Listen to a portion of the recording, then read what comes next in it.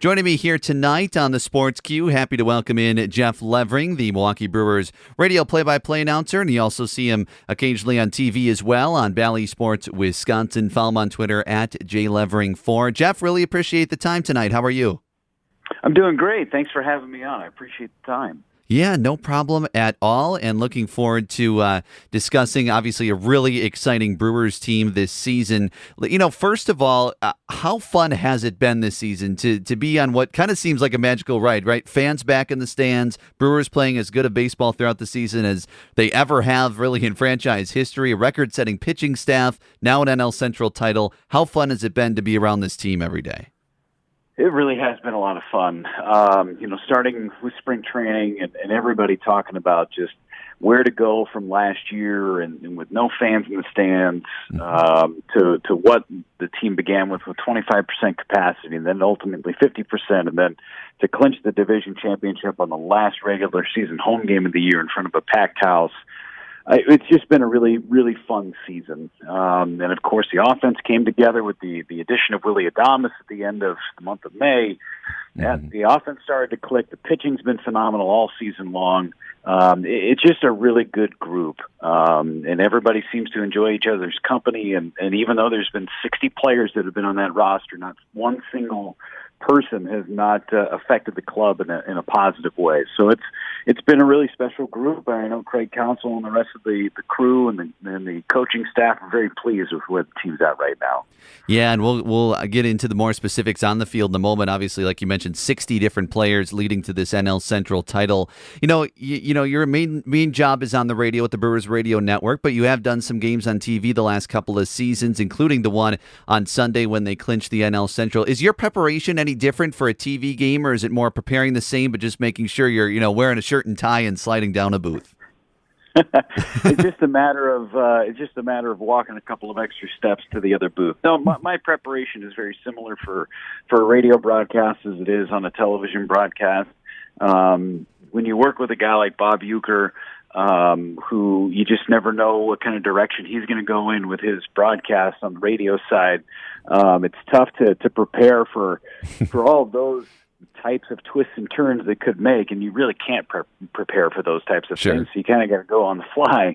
But when you're on TV, just you're the main play-by-play guy, and whether I'm working with Rock or Tim Dillard or Vinny Rotino or Chris Singleton, just making sure that they can shine as best as possible. That's kind of my role as a TV broadcaster, make sure my analyst sounds as good as humanly possible and get the plays right on the field. So the preparation is very similar to what I do on TV and to what I do on the radio, and we're very blessed with great broadcasters and a great stable of people that we work with, both on the radio side and at Bally Sports Wisconsin. The Brewers faithful, whether it's in Milwaukee or all around the state of Wisconsin or wherever they might be watching or listening, we're very lucky to have the group of people that we have broadcasting our games. No doubt about that. Completely agree there. Jeff Levering joining us, Brewers radio play-by-play announcer, mainly on the Brewers Radio Network, also some TV on Bally Sports Wisconsin. And speaking of your TV duties, it so happened that you were able to call the last out as the TV play-by-play announcer on Sunday, which was fantastic, and it was great to hear that call. For those of us who watched that celebration that followed from home with the amazing coverage that you and the team provided there at Bally Sports Wisconsin, what was that celebration like in person and on the field and in the clubhouse as well? Well, it was different being at home for the first time in a long time. Since 2011, the Brewers hadn't been able to celebrate that clinching thing and that clinching moment since 2011. So it was great to do it at home in front of the home fans, and that they put a little extra money in the budget for more confetti and more streamers this year than they did 10 years ago. Having been in the clubhouse in 2018 and 2019 on the road in St. Louis and then in Cincinnati subsequently, as well as in Chicago after Game 163, being in the clubhouse and experiencing that joy on the road is fun. It's a lot of fun. But to do it at home in front of the home fans, I didn't have a chance to go in the clubhouse this year just because of all the protocols and all the other stuff. But being on the field was really special. And once I was finished with my duties upstairs, I was able to go down and give some hugs and high fives and fist bumps to the guys on the club and say congratulations. Had a nice moment with Uecker down on the field, just as he was just drenched in as much champagne and his beer as you could possibly have on one's body.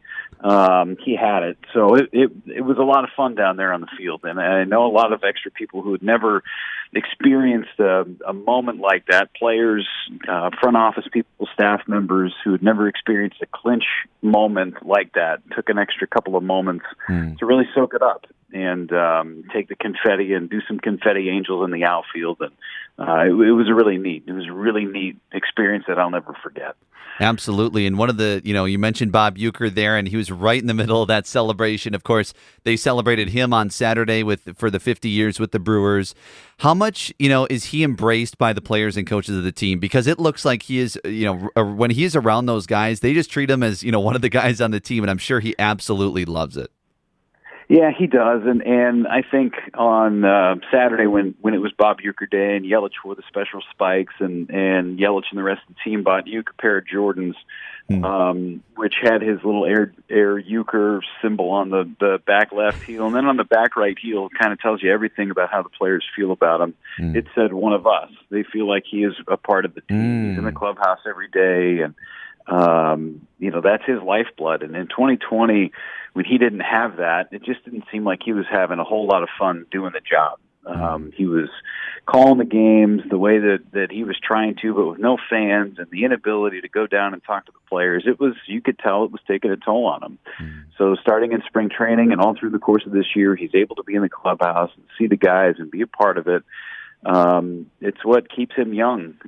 It's what keeps him passionate about what he does. This is why he does it. But the players treat him just as they would treat any of their teammates. And it's amazing that Uecker, who's 87 years old and has played with guys like Eddie Matthews and Warren Spahn and played against Bob and been teammate with Bob Gibson and played against Sandy Koufax, to relate to players of that era as well as the players of 2021. And it's a generational thing that is really special that I don't know if a lot of broadcasters, I don't know if a lot of people can continue to have that type of relationship the way that Uecker has with the players of today's game. That's true. Just thinking about listening to him on the radio, it's the same thing. I can be 20-some years old and feel like I can relate to him as the same as my grandparent who's listening to him on the radio. Like, he has that ability, and it's like you said, it's just so unique. What is it like to be able to work with him and have the opportunity to work with him every day? It's great. I mean, I don't take a day for granted.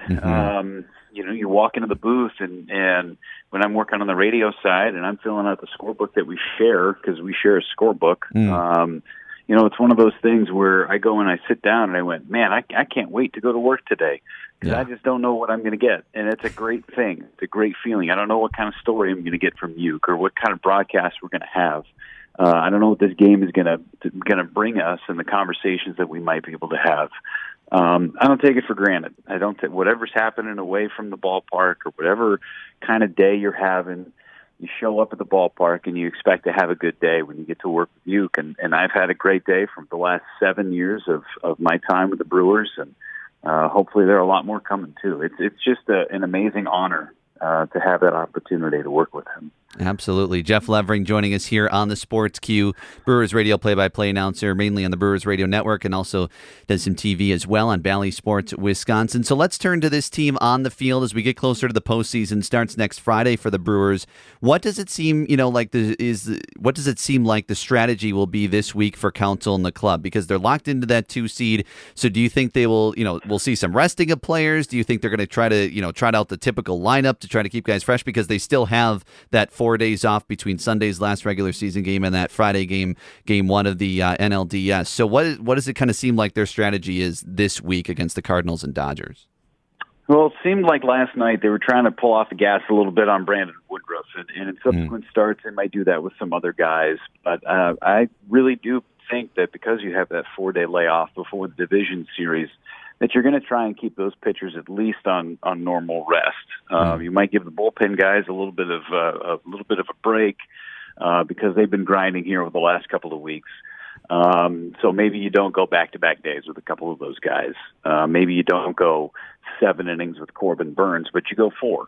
So we'll see how they roll that out. They haven't really set up the plan yet. I'm sure they have, but they haven't released what they're going to do. But at the same time, there's a lot of teams in the past where when you win the division early, so to speak, and you take your foot off the gas a little bit, it's hard to turn that switch back in the on position as soon as the bell rings for the postseason. So I think for some guys, like Willie Adames, who's missed a lot of time here in the month of September, you want to try and get him back in the lineup as much as possible so he's feeling good before the start of the postseason.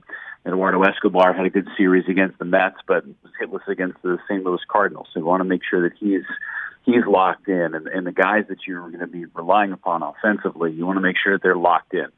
So maybe over the course of this series against St. Louis, you might see those guys back off a little bit, and then over the weekend against the Dodgers, because they're still going to be playing for something in 2 games back in the West. I think the Brewers are going to try and play it as straight up with their offensive group as possible, but maybe pull the gas off a touch on the pitching, but not too much.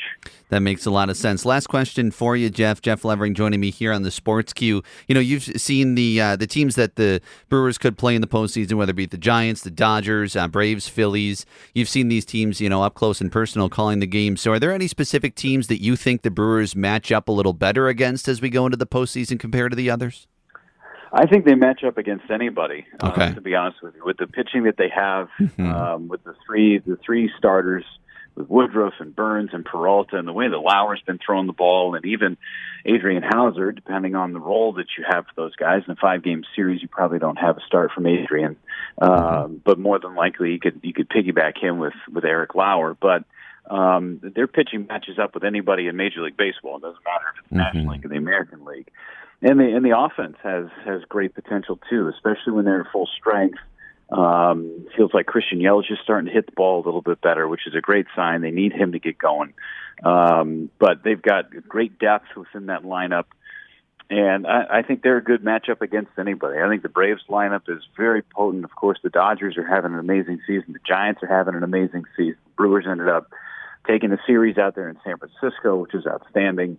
But nonetheless, I think the Brewers can match up with anybody in Major League Baseball, and this is hopefully the beginning of a magical run here in October.